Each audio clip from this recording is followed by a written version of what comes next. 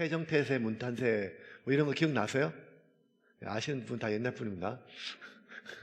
예, 예, 우리나라 조선 왕조 500년 짧은 역사 가운데 그 왕도 다 못 외우는데 오늘부터 이 북이스라엘 남유다 왕을 우리가 지금 외우지는 못해도 나올 겁니다. 나오는데 이 열왕기상 15장부터 강해설교할 때 목사들의 무덤이라고 얘기합니다. 왜냐하면 레위기보다 더 어려워요. 예, 거의 똑같은 내용입니다. 예, 아버지 죽고 아들 나와서 왕이 되고 아버지하고 똑같이 악을 행하다가 또 죽고 또 아들 태어나면 거의 뭐 이런 이야기들이 반복됩니다. 그들이 여호와 앞에 온전하지 못하였더라. 그들이 여호와 앞에 범죄하였더라. 우상 숭배하였더라. 뭐 이런 내용들이 반복이 됩니다. 다 왕들의 이야기입니다. 열왕기라고 하니까 이 수많은 왕들의 이야기예요. 근데 수많은 왕들의 이야기에 까지지 않는 게 죽었더라. 죽고 그 다음 아들이 왕을 이었더라. 북이스라엘은 왕조가 바뀌고 남유다에는 계속 다윗의 씨가 그 왕의 계보를 이어가게 됩니다. 우리가 지난주까지 살펴본 것처럼 이 르호보암이 죽었습니다. 죽고 그 아들 아비암이 이제 유다의 왕이 되었습니다. 1절부터 3절입니다. 1절부터 이제 같이 읽겠습니다. 드밧의 아들 여로보암 왕 18째 해에 아비암이 유다 왕이 되고 예루살렘에서 3년 동안 다스리니라. 그의 어머니의 이름은 마아가요 아비살롬의 딸이더라. 자, 3년 동안밖에 왕을 못 해먹었어요.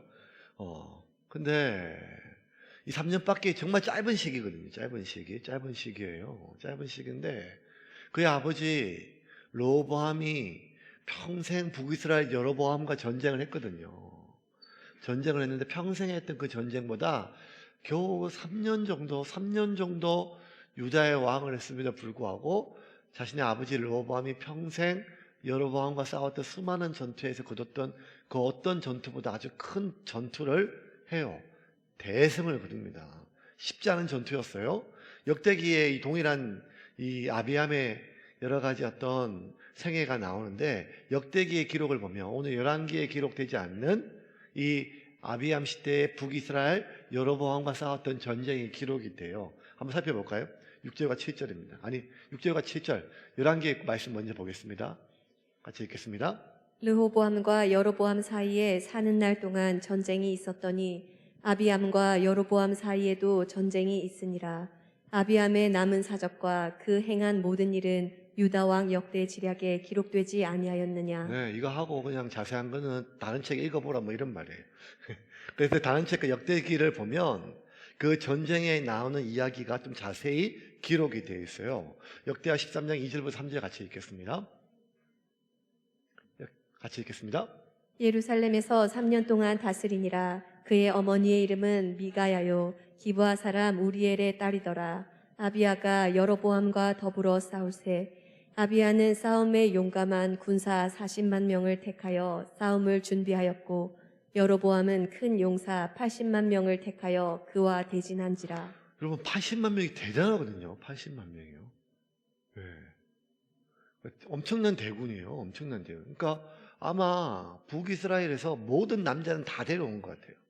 근데 큰 용사라 한 거 보니까 잘 훈련되고 좋은 병장기를 갖추었겠죠.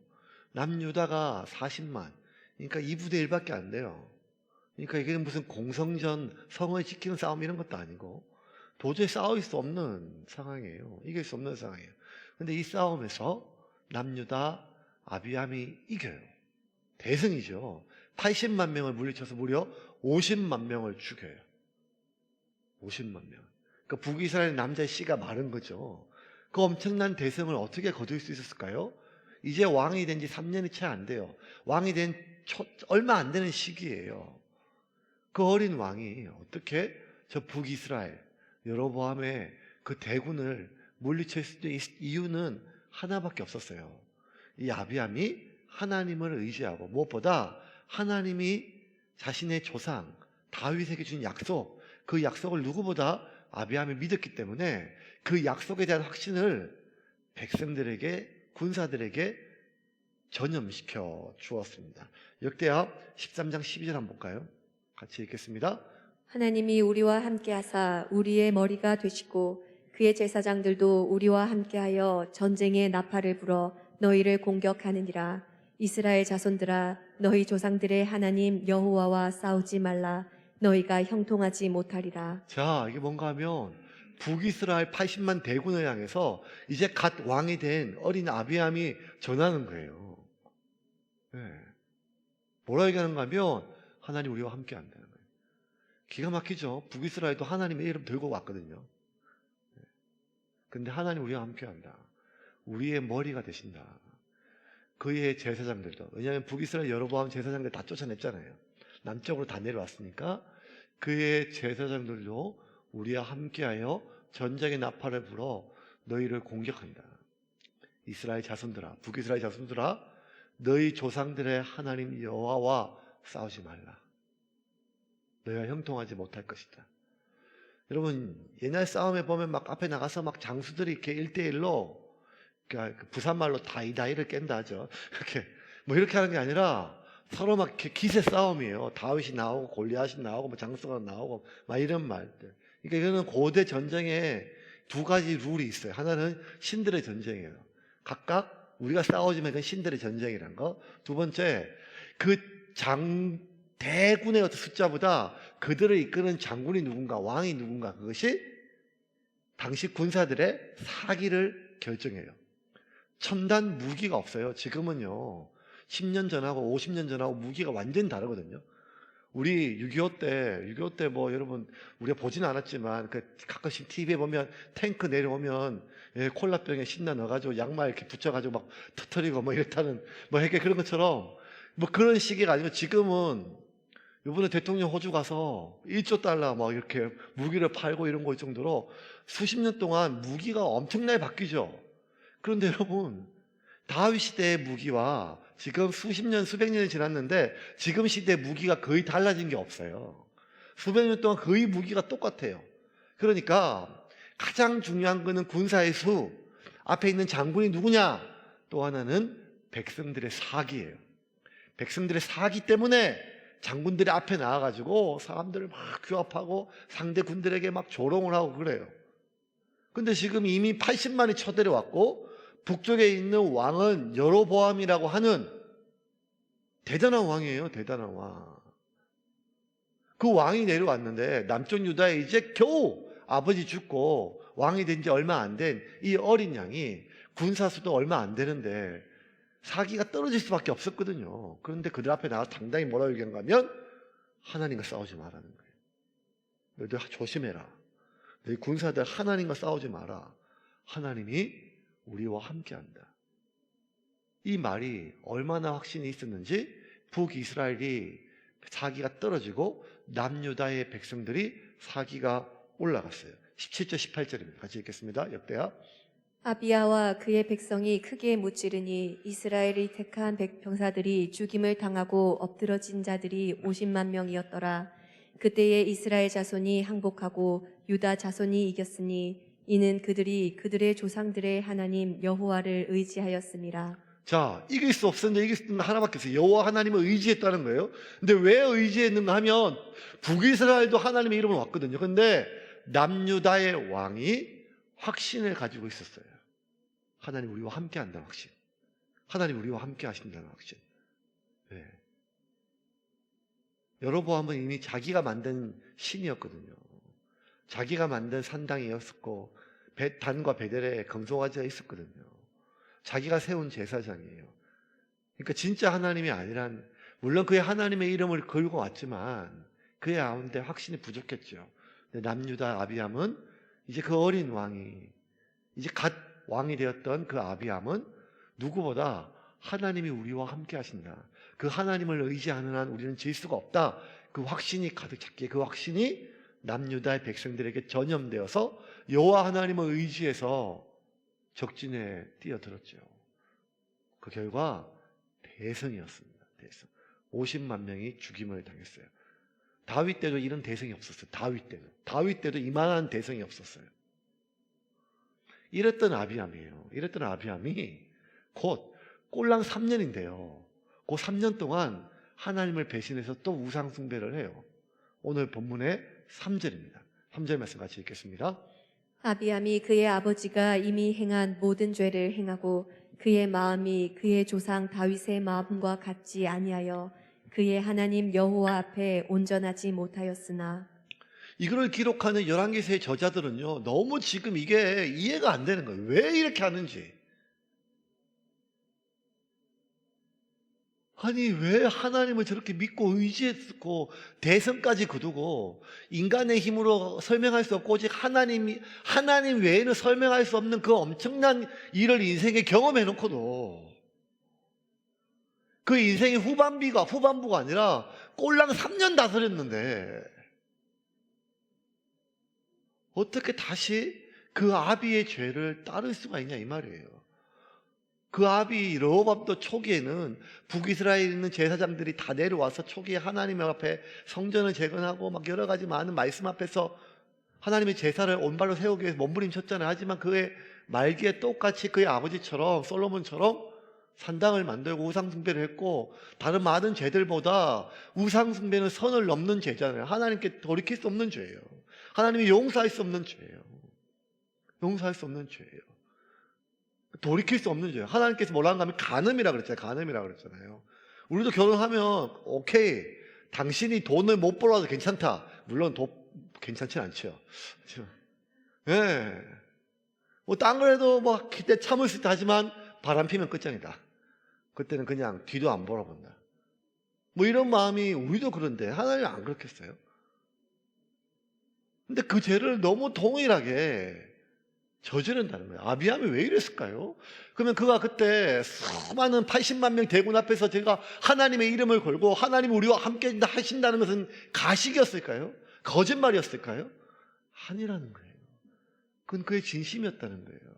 그런데 그렇게 하나님 앞에 진심으로 하나님을 의지했던 사람들이, 그것도 왕들이 왜 이렇게 그의 삶에 손바닥 뒤집듯이 다른 죄가 아니라 하나님이 아닌 다른 신을 의지하고 우상숭배의 죄를 저지르게 되는 이유가 뭘까요? 그 이유가 어떻든지 간에 하나님은 그렇게 결국 우상숭배했던 왕들을 악한 왕으로 규정하시고, 그들이 악한 왕이라고 규정하는 가장 첫 번째 이유는 그들의 어떤 특별한 죄악 때문이 아니라, 공교롭게도 뭐라고 얘기하시는가 하면 그가 다윗과 같이 않았기 때문이라는 거예요. 아비암은 악한 왕이라고 규정을 해요. 왜? 그가 다윗의 마음과 같지 않았기 때문이라는 것입니다. 5절 한번 볼까요? 같이 한번 읽겠습니다. 5절입니다. 이는 다윗이 헷 사람 우리아의 일 외에는 평생에 여호와 보시기에 정직하게 행하고 자기에게 명령하신 모든 일을 어기지 아니하였음이니라. 자, 다윗을 이렇게 평가하는데 다윗도 그런 죄가 있잖아요. 우리아 사건이 있잖아요.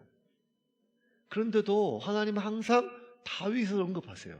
이제 남유다의 왕들이 죄를 범할 때마다 다윗을 언급하시면서 3절에 이렇게 얘기해요. 3절 말씀 한번 볼까요? 같이 읽겠습니다. 아비암이 그의 아버지가 이미 행한 모든 죄를 행하고 그의 마음이 그의 조상 다윗의 마음과 같지 아니하여 그의 하나님 여호와 앞에 온전하지 못하였으나 계속 좀 띄워둘까요? 그의 아버지가 이미 행한 모든 죄를 행하여, 이것 때문에 악한 왕이 아니라는 거예요. 그의 마음이 그의 조상 다윗의 마음과 같지 아니했겠다는 거예요. 왜? 다윗은 여호와 앞에 온전하지 못하였으나 그가 하나님 앞에 돌이켰던, 하나님 앞에 그의 삶의 잘못을 발견했을 때 돌이켰다는 거예요. 5절에 보면 다시 한번 볼게요. 5절 말씀, 5절입니다. 5절 말씀 제가 볼게요. 이는 다윗이 햇사람 우리아의 일 외에는 평생에 여호와 보시기에 정직하게 행하고 자기에게 명령하신 모든 일을 어기지 아니하였습니다 라고 열왕기상 기자는 그렇게 적었지만 우리가 알잖아요. 다윗이 바세바 사건 후에 죄를 범하지 않은 게 아니에요. 그가 마지막 죽기 전에 하나님이 싫어하시는 그 인구조사 명령했다가 수만 명이 죽임을 당했잖아요. 그런데도 뭐라고 평가하는가 하면 다윗이 우리야 외에는 하나님 앞에 죄를 범하지 않았다고 얘기를 해요. 정직하게, 심지어 정직하게 행했다고 얘기해요. 그리고 심지어 온전하다고 얘기해요. 온전하다. 3절 보면 아까 봤던 3절 다시 보면요. 3절 말씀. 아비암이 그의 아버지가 이미 행한 모든 죄를 행하고 그의 마음이 그의 조상 다윗의 마음과 같지 아니하여 다윗이 어떻게 했는가 하면 그의 하나님 여호와 앞에 온전. 아비암이 온전하지 못했단 말은 다윗은 온전했단 말이에요. 온전한. 여기서 여러분 이게 온전하다는 그 말이 중요해요. 완전한 게 아니라 온전했다는 거예요. 완전한 게 아니라 온전했다는 거예요. 요셉처럼 다니엘처럼 죄가 하나도 기록되지 않은 그런 완전한 사람이 아니라 그의 다윗의 평생을 정결하게 그 어떤 죄나 흠다 티도 오점도 없이 그렇게 깨끗하게 고결하게 살았다 이게 아니에요. 완전하지 않았어요. 다윗이 지울 수 없는 그런 사건이에요. 밧세바 사건도 그렇지만 밧세바보다 더 나쁜 건 뭔가 하면 자신이 그렇게 넘어졌지만 그것을 감추기 위해서 끝까지 자신에게 충성을 다한 우리아를 그렇게 비겁하게 죽였잖아요. 적들에게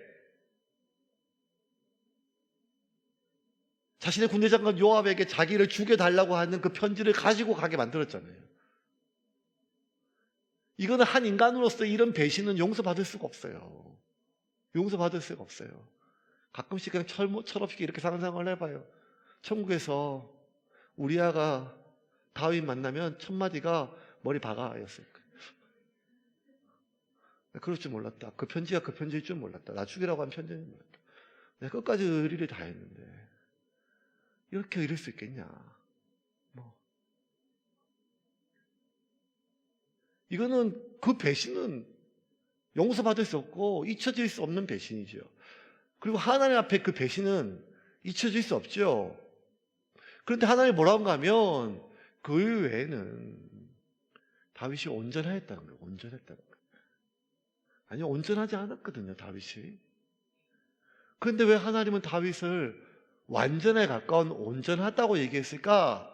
그가 진짜 오점이나 얼룩이 없는 게 아니라 그의 인생에 정말 돌이킬 수 없는 그런 오점이 아니라 그 얼룩 자체가 그의 삶에 배어 있지만 다윗이 자신의 죄를 깨달았을 때, 발견했을 때 그는 지체하지 않고 하나님 앞에 돌이켰다는 말. 이게 그래서 온전함이라는 거예요. 우리가 완전할 수는 없어요. 하지만 온전할 수는 있다는 거예요. 우리가 완전할 수는 없죠. 인생 살다 보면 어떻게 완전해요? 오점 투성이가 아니라 얼룩 투성으로 도저히 지울 수 없죠. 그런데 우리가 하나님 앞에 온전할 수는 있다는 거예요. 왜? 언제? 나의 잘못이, 욕망이, 나의 죄가 사람들에게 들키지 않았다 할지라도 하나님 앞에 내 앞에 드러났을 때 내가 그것을 변명하지 않고 합리화하지 않고 다른 헌신으로 덮지 않고 자학이나 고행으로 그걸 덮지 않고 여호와의 내가 범죄하였습니다 인정하고 하나님께 온전히 돌이킬 때 하나님은 그를 온전하다고 기억하세요. 이게 다윗이에요. 사람들이 어떻게 평가할까? 사람들이 나를 어떻게 볼까? 이것을 내가 인정하면 그동안 내가 사람들 앞에 쌓아놓았던 모든 것이 물거품이 되는데 그런 것이 아니라 자신의 죄가 하나님 앞에 그리고 내가 이것이 죄인지가 확인되었을 때 죄악의 욕망으로 가득 찼을 때는 죄인지도 모르고 그냥 빠져들죠. 하지만 어느 순간 정신 차리고 봤을 때 내가 어떻게 내가 저지른 죄가 무엇인지 하나님 앞에 무엇인지를 발견했을 때 그것을 덮고 묻고 하나님 덮어주세요. 하나님 묻어주세요. 하나님 사람들에게 알지 못하게 해주세요. 그게 아니라 내가 여호와께 범죄했습니다 하고 하나님께 돌이켰다는 거예요. 밧세바 사건 때 나단 선지자가 모든 신하들 앞에서 다윗의 죄를 지적했어요. 사실 이거 위험한 일이에요. 죽을 수 있는 일이거든요. 나단 선지자 사실 그 얘기가 맞는다 할지라도 맞으면 맞을수록 그는 죽을 수밖에 없는 일이에요. 왜? 왕권을 거스르는 일이잖아요. 신하들 앞에서. 하지만 다윗은 그렇지 않았습니다. 사무엘하 12장 13절 볼까요? 그 얘기를 듣자마자 이렇게 했습니다. 다윗이 나단에게 이르되 내가 여호와께 죄를 범하였노라 하매 나단이 다윗에게 말하되 여호와께서도 당신의 죄를 사하셨나니 당신이 죽지 아니하려니와. 모든 신하들 앞에서 그렇게 얘기했을 때 다윗이 얘기했어요. 그 전까지 뭐였는가 하면 우리가 잘 알잖아요. 나단 선지자가 비유를 얘기했잖아요. 어느 한 마을에 양이 하나밖에 없는데 그건 양이 아니고 반려동물 딸이다, 딸. 그런데 동물을 많이 가지고 있는 이웃이 고약한 놈이 사람이 오니까 지양은 안 하고 하나 잡으면 되는데 그 하나밖에 없는 딸 같은 어린 양을 잡아가지고 빼앗아 죽였다. 이거 어떻게 하면 좋으냐 하니까 다윗이 막 분노해가지고 그 놈은 내가 반드시 찢어 죽이겠다. 그 놈이 벌을 안 받으면 내가 하나님께 벌 위에 벌을 받아야 마땅하다면서 분노하니까 그 분노했던 그 다윗 앞에서 나단 선지자가 바로 당신이 그 사람이 했을 때 얼마나 이게 모든 신하들 앞에서 무너지는 일이에요. 무너지는 일이에요. 얼굴이 붉어지는 게 아니라. 그런데 다윗은 그게 아니었어요. 내가 여호와께 범죄하였습니다. 맞았구나. 내가 한 짓이 그런 일이구나. 깨닫고. 이거는 일반 백성도 어렵지만 왕에게는 거의 불가능한 일이에요.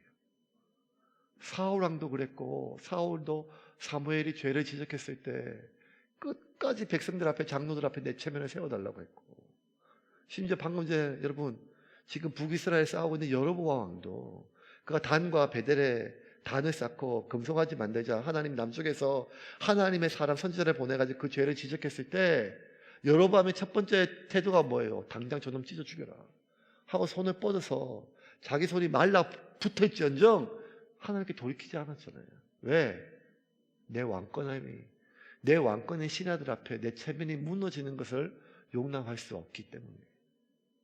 그런데 다윗은 안 그랬습니다. 심지어 그가 인구조사한 이후로 자신의 죄 때문에 수만 명이 죽었어요. 이게 자연재해가 아니라 나의 죄 때문에 그렇다는 것을 백성들이 아는 순간 평생 쌓아왔던 모든 것을 원망으로 당해요. 여러분 몇만 명이 죽었잖아요. 예루살렘 인구가 얼마 안 되는데 온 이스라엘에 자기 가족 중에 사람이 안 죽은 집안이 하나도 없어요. 얼마나 가슴 아픈 일이에요. 그런데 이게 그냥 병 때문에 자연재해인 줄 알았더니만 다윗이 죄 때문에 그런 것을 알게 되면 다윗이 노년에 자기 이름에 먹칠하는 것이 아니라 모든 이스라엘 백성들에게 천천지 원수가 돼요. 이 덮어야 될 일이에요. 근데 그걸 깨닫는 순간 다윗의 반응이 뭐였습니까? 역대상 21장 8절입니다. 같이 읽겠습니다. 다윗이 하나님께 아뢰되 내가 이 일을 행함으로 큰 죄를 범하였나이다. 이제 간구하옵나니 종의 죄를 용서하여 주옵소서. 내가 심히 미련하게 행하였나이다 하니라. 큰 죄를 범하였으니 이제 간구합니다. 이로 인해서 자기가 치러야 될 대가 지불해야 될 보다 내가 하나님께 범죄하고 돌이켜야 된다는 그 마음이 평생 자기가 쌓아 올랐던 그 모든 삶의 가치와 명성을 잃어버린다 할지라도 내가 하나님의 마음을 잃어버린다는 자체가 두려웠던 거죠. 다윗은 그렇게 그의 인생에 오점뿐만 아니라 지울 수 없는 배신과 얼룩과 더러운 삶들이 흔적들이 많이 많았지만 그럼에도 불구하고 다윗을 보고 하나님께서 완전하다 온전하다 하신 이유는 그가 하나님께 자신의 잘못을 깨달았을 때 그것이 어떠한 대가 지불이 있고 어디까지 왔다 할지라도 그는 하나님께 온전히 돌이킬 수가 있었기 때문이에요. 여러분 이게 안 되는 사람들이 진짜 많아요. 여러분 우리 주변에 보면 크리스천들은 진짜 마지막까지 딱 잡았대요. 그거 나 아닌데 내가 한 말 아닌데 내가 그런 의도로 한 게 아닌데 이야기 중에 회의 중에 재판 중에 나도 예수 믿는 사람이요 나도 집사요 나도 목사요 라고 하지만 자신의 잘못이 죄가 만천하에 들어와놨음에도 불구하고 그걸 인정하는 순간 내가 그냥 지금까지 내가 쌓아왔던 모든 것을 잃을까봐 더 뻔뻔하게 오히려 상대방을 거짓이다, 모략하고 예수의 이름으로 행해지는 그 뻔뻔한 일들이 얼마나 많습니까? 자기가 가지고 있는 알량한 한 줌의 그 자신의 명예와 자신의 삶의 무언가를 위해서. 근데 왕이잖아요. 왕은 모든 한 나라의 전체를 다 가진 사람이잖아요. 1인지하 하나님, 만인지사 하나님 한 분 외 밑에 모든 사람의 어버이고 아버인데 그것을 송두리째 평생 쌓았던 모든 것을 이룰 수 있는 순간에서조차 1년 정도가 아니라 원망과 비난의 대상, 정오의 대상이 될 수도 있는 상황 속에서도 그건 내 잘못이다. 자연재해가 아니고 나의 잘못으로 이 백성들이 다 죽었다 라고 인정할 수 있는 사람이 하나님 봤을 때 이놈은 그 무엇보다 나와의 관계를 소중히 여기는 이놈은 내가 기억해야겠다 생각했어요. 하나님. 지금까지 많은 하나님의 도구들이 있었거든요. 하나님 사람들이. 그 수많은 사람들을 봤어도 다윗 같은 사람을 못 본 거예요. 하나님이 내 마음에 합한 놈이다. 그리고 내가 네 등불이 네 후손에게 네가 죽고도 그 자손 대대로 너의 나라는 끊어지지 않고 너의 대는 끊어지지 않을 것이다 약속을 주셨습니다. 왜? 다윗은 돌이켰을 뿐만 아니라 전심전력하여 하나님의 말씀을 지키기 위해서 애썼기 때문이에요. 순종이라고 하는 것은요, 하나님을 사랑한다는 것은, 하나님을 의지한다는 것은요, 내가 하나님을 의지한다, 순종한다, 여기 단을 쏘면 안 돼요. 마음을 다해야 된다는 거예요. 하나님을 사랑하는 게 핵심이 아니라 마음을 다해서 사랑하는 거예요. 순종하는 게 핵심이 아니라 내 것의 전부를 걸어서 순종하는 거예요.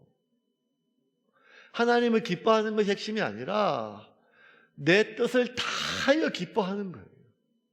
왜냐하면 하나님은 그것이 얼마이냐를 묻는 것이 아니라 전부이냐를 물으시니까요. 전부이냐. 그것이 과부의 돈이든 부자의 돈이든 그것이 액수가 중요한 것이 아니라 그것이 너의 전부이냐를 묻는 것입니다.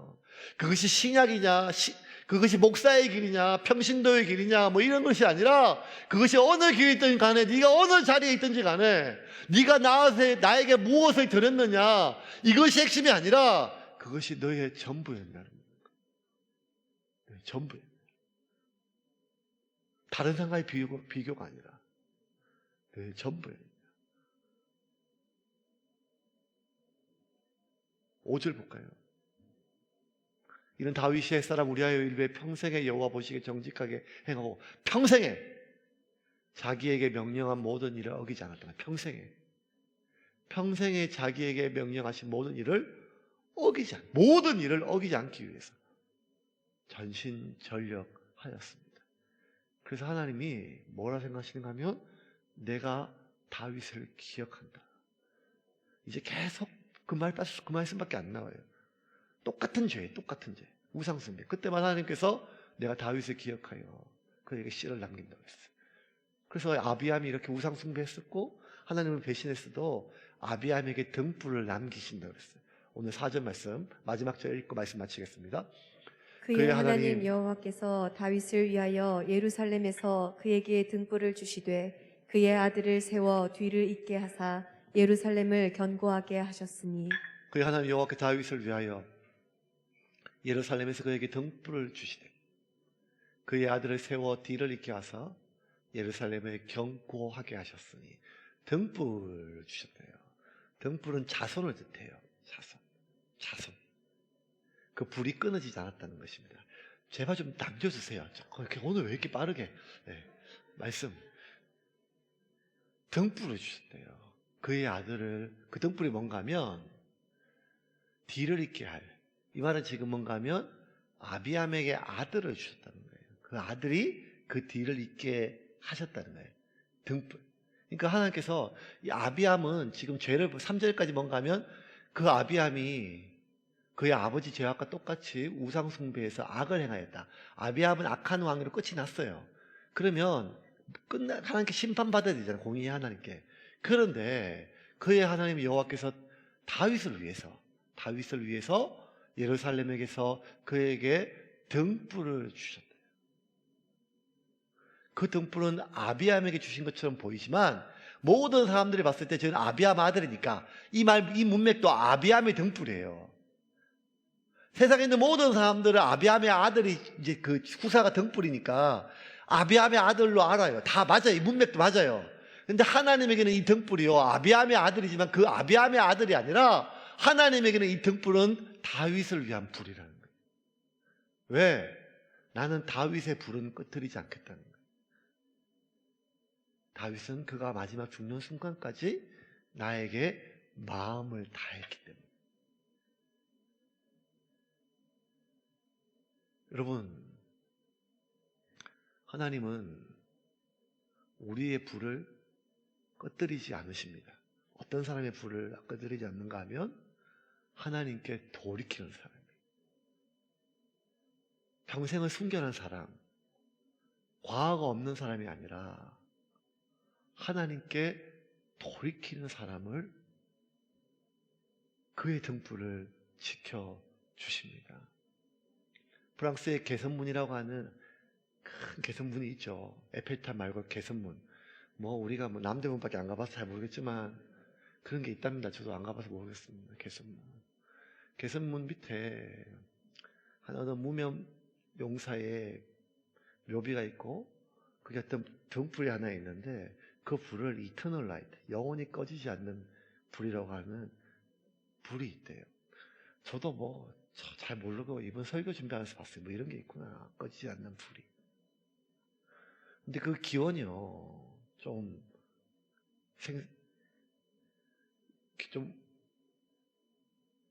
뜻밖이었어요. 저는 제가 알고 있는 상식은 꺼지지 않는 불은 이터널 플레임이라고 미국의 알링턴 국립묘소, 우리 현충원 같은 그곳에 있었거든요. 그러면 그 로버트 케네디, 존 F 케네디하고 그 제클린 케네디 부부가 묻혀있는 무덤에 영원한 꺼지지 않는 불이 있어요. 그게 저는 원조인 줄 알았는데 그게 아니라 이 불의 원조가 어딘가 하면 이 개선문 안에 있는 어느 무명 용사의 불에서부터 왔더라고요. 그러니까 세계 제1차 세계대전 1914년부터 1918년 사이에 싸웠다 죽었던 어느 무명 용사의 그 묘비인데 그 당시는 1차 세계대전 이후에는 파리 개선문 주변에 그런 무명 용사의 묘비가 많았단 말이에요. 근데 이제 좀 그 개선문이나 이런 것들 때문에 그때 다 치우려고 했어요. 중에 개선문 앞에 있는 좀 이렇게 옮기려고. 왜냐하면 개선문이 중요하니까. 그렇게 했는데 이 파리 시민들이 다 반대해서 그거 옮기지 마라. 그거 옮기지 마라. 이 사람이 누군데? 모른다. 이름 없으니까 무명 용사니까. 하지만 우리가 그를 기억하겠다. 그러면서 그에게 영원히 꺼지지 않는 불이 그때 생겼대요. 그러면서 그 묘비에 이렇게 적혀있대요. 묘비에 1914년부터 1918년 사이에 조국을 위하여 목숨을 바친 한 프랑스 병사가 이곳에 묻혀있다. 우리는 그를 기억하겠다 하고 그 영원한 불을 꺼뜨리지 않고 그때부터 지금까지 24시간 360일 어느 순간도 꺼지지 않은 채 그 불이 프랑스에 있다는 겁니다. 여러분, 사람도 이런 마음이 있어요. 누군지도 모르고 어떤 평가를 한지는 모르겠지만 나라를 위하여 목숨을 바친 내 아들 같은 그 사람을 우리는 기억한다고 하는 그 마음이 있는 것처럼 하나님은 당신을 위해서 어떠한 수치를 당한다 할지라도 어떠한 대가 지불이 있다 할지라도 하나님께 돌이키려고 하는 당신의 사람을 결단코 하나님은 잊지 않고 그를 기억한다는 사실을 믿으시기를 바랍니다. 인생 살다 보면 등불이 다 꺼진 것처럼 마지막 희망의 불씨가 꺼지는 때가 와요. 마지막 남은 불씨예요. 마지막 남은. 이 밀가루 한 줌 마지막 남은 거 이거 먹고 나서 자식과 함께 죽으려고 마음을 먹었던 그 마지막 등불처럼 이제 마지막 남은 유일한 등불 같은 그 마지막 등불마저도 어느 순간 하나님이 가져가시는 것처럼 느껴질 때가 있어요. 나도 모르게, 아니 그냥 하나님 앞에 이런 마음이 터져 나와요. 하나님 꼭 이렇게까지 하셔야겠습니까? 이것까지 가져가셔야겠습니까? 근데 여러분, 하나님은 이것까지 가져가셔야 속이 풀리시는 분이 아니라 모든 내 마지막 희망의 불씨가 꺼진 것처럼 느껴지는 그 순간조차도 하나님은 나를 기억하사 나의 등불을 끄트리지 않는 분이심을 믿으시기를 바랍니다. 왜? 나의 기도를 기억하시기 때문입니다. 나의 그 헌신을 기억하시기 때문입니다. 여러분이 하나님 앞에 드렸던 그 수많은 기도들 하나님은 기억하고 계십니다. 여러분이 지금 이 순간에도 영원히 여러분이 하나님 앞에 매달렸던 그 수많은 날들의 기도를 하나님이 기억하고 계십니다. 그 수많은 날에도 하나님께 돌이키려고 했던 그 마음을 하나님께서 기억하고 계십니다. 그래서 사탄이, 세상이, 상황이 바람으로, 상경으로, 여건으로 매일매일 그 불을 꺼뜨리는 것처럼 보이죠. 오늘도 이 불이 꺼지기 직전이에요. 하지만 하나님 그 불을 지키실 거예요, 여러분. 하나님 그 불을 지키십니다. 하나님이 지키시면 그 불을 누가 꺼뜨릴 수가 있겠어요?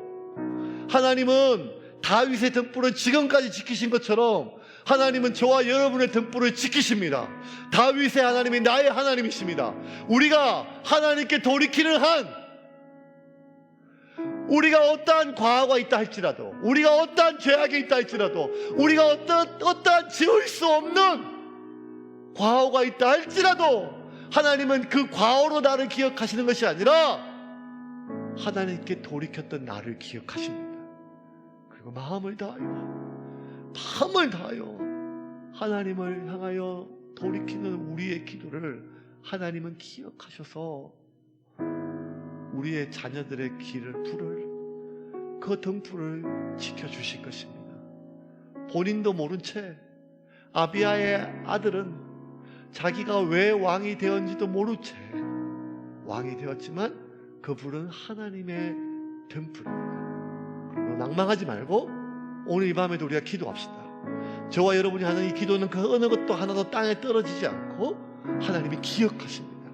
그리고 여러분의 그 등불을 하나님이 지켜주실 것입니다.